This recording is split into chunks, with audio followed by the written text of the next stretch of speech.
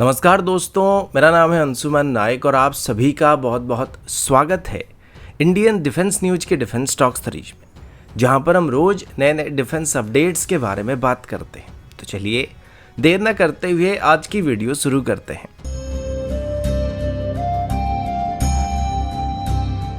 आज की पहली अपडेट यूएवीज की तरफ से है। अभी टाइम्स नाउ की तरफ से एक रिपोर्ट को पब्लिश किया गया था, जिसमें बताया जा रहा है कि अभी इंडियन आर्म फोर्सेस की तरफ से अपनी सर्विस में लगभग 91 नए हेरॉन मार्क II यूएवीज को इंडक्ट करने का फैसला किया जा रहा है, यानी कि खरीदने का फैसला किया जा रहा है। अब ये एक कंबाइंड ऑर्डर होने वाली है, जिसमें खरीदे जाने वाले यूएवीज को हमारी ट्राई सर्विस की तरफ से इस्तेमाल किया जाएगा। अभी जो 91 नए हेरॉन मार्क II यूएवी को खरीदा जाने वाला है, इनको एचएएल की तरफ से लाइसेंस प्रोडक्शन के तौर पर लोकली मैन्युफैक्चर किया जाएगा। अब एचएएल की तरफ से बात बताया जा रहा है कि ये जो डील है, इसको लेके एचएएल और इजरायल एरोस्पेस इंडस्ट्रीज के बीच 2022 से ही बातचीत करना शुरू किया गया था।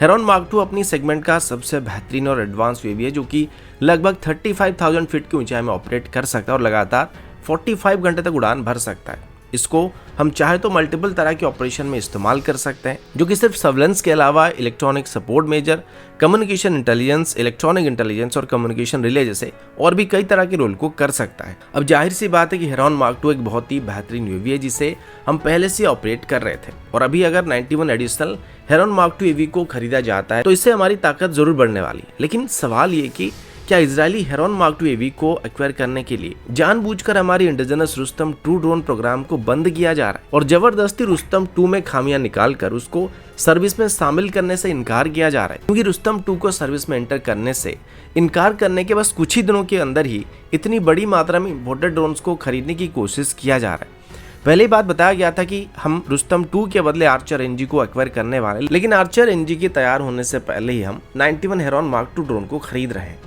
और जब तक हम आर्चर एनजी को डेवलप करेंगे, जो कि आने वाले 2 या 3 साल के बाद डेवलप किया जाएगा, तब तक शायद ये बताया जा सकता है कि ये भी हमारी रिक्वायरमेंट को मीट नहीं कर रहा है, या फिर हमारे पास अभी और यूएवी को एक्वायर करने के लिए वैकेंसी नहीं बचा है। अगला update anti tank guided missile की तरफ से है। अभी हमारी मिलिट्री में लगभग 40,000 के आसपास एंटी टैंक गाइडेड मिसाइल की जरूरत पड़ रही है, जिनको आगे चल के हो सकता है हमारे indigenous Nag missile, Helina missile, man portable anti tank guided missile और ध्रुवास्त्र जैसे मिसाइल से पूरा किया जा सकेगा, जो कि सभी के सभी 3rd जनरेशन की एंटी टैंक गाइडेड मिसाइल है, जिनको किसी भी मॉडर्न मेन बेल्ट टैंक या आर्मर्ड व्हीकल को टारगेट करने के लिए इस्तेमाल किया जा सकता है। लेकिन अभी पहली बार एलएनटी की तरफ से बात बताया जा रहा है कि वो अभी एक 5th जनरेशन स्टैंडर्ड की एंटी टैंक गाइडेड मिसाइल को डेवलप करने वाले हैं, और इसे अभी एमबीडी और एलएनटी की तरफ से जॉइंटली डेवलप किया जाने वाला है। और सबसे पहले इस 5th generation anti tank guided missile को डिफेंस एक्सपो 2024 में डिस्प्ले किया जाने वाला है।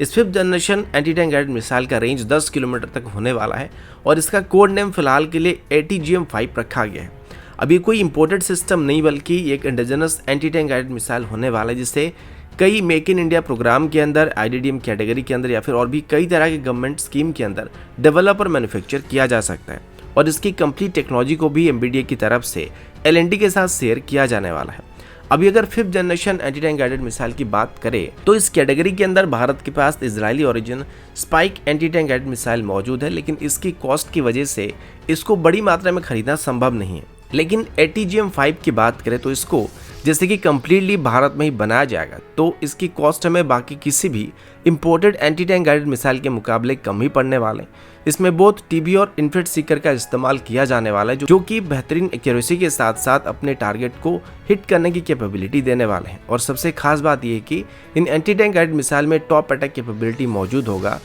जिसे रोकने की क्षमता किसी भी दुश्मन के टैंक के पास मौजूद नहीं है। इन एंटी टैंक गाइडेड मिसाइल में स्मोकलेस प्रोपल्शन सिस्टम का भी इस्तेमाल किया जाने वाला है, जिस वजह से इसको फायर करने के बाद ये कोई ट्रेल को नहीं छोड़ेंगे, जिस वजह से दुश्मन इसको ट्रैक नहीं कर पाएगा। और इनकी मिनिमम लाइफ स्पैन 10 साल तक होने वाली, जिस वजह से इस बीच इनको कोई भी एक्स्ट्रा मेंटेनेंस की जरूरत नहीं पड़ने वाली है। यानी कि अगर हम इसको खरीद कर रख लेते हैं तो 10 साल के अंदर जब भी जरूरत पड़े तो इनमें से किसी एक को उठाकर हम दुश्मन के ऊपर फायर कर सकते हैं।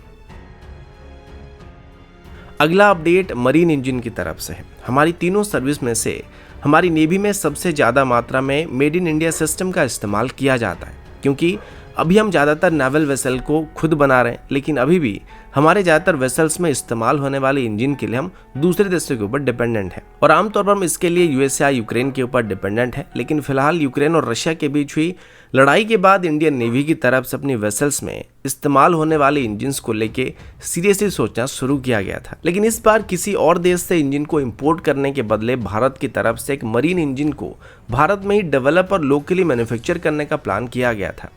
अभी इसी कैटेगरी के अंदर इंडियन नेवी की तरफ से खास करके अपनी फ्यूचर डिस्ट्रॉयर्स में और एयरक्राफ्ट कैरियर्स में इस्तेमाल करने के लिए रोल्स रॉयस की MT-30 सीरीज की इंजन को सिलेक्ट किया गया था और रोल्स रॉयस की तरफ से भी अपनी इस इंजन को भारत को ऑफर किया गया था। 2021 में इसको लेके HAL और रोल्स रॉयस के बीच एक एग्रीमेंट को भी साइन किया जा चुका है, जिसमें MT-30 सीरीज की मरीन इंजन को भारत में लोकली मैन्युफैक्चर किया जा सकेगा। और अभी रिसेंटली जब हमारे defence minister Rajnath Singh ji UK के गश्त पर गए थे, तो तब उनको इसके बारे में कुछ अपडेट देने की बात भी सामने आई थी। इसके अलावा यूके की तरफ से भारत के साथ फ्यूचर वॉरशिप्स में इस्तेमाल करने के लिए इलेक्ट्रिक प्रोपल्शन सिस्टम को लेके भी डिस्कशन किया गया था। और सबसे बड़ी बात यह कि जो MT-30 सीरीज की इंजन्स हैं, इनको इलेक्ट्रिक प्रोपल्शन सिस्टम के साथ या कन्वेंशनल प्रोपल्शन सिस्टम के साथ मिलाकर हाइब्रिड प्रोपल्शन सिस्टम की तरह भी इस्तेमाल किया जा सकता है। और अभी इसी इंजन को भारत लोकली मैन्युफैक्चर करने का प्लान बना रहा है, जिसे आने वाले समय में हमारी एयरक्राफ्ट कैरियर से लेकर डिस्ट्रॉयर तक सभी में इस्तेमाल किया जा सकता है। तो दोस्तों, अभी के लिए इतना ही। मिलता हूँ आपसे अगले वीडियो में, तब तक के लिए जय हिंद, वंदे मातरम।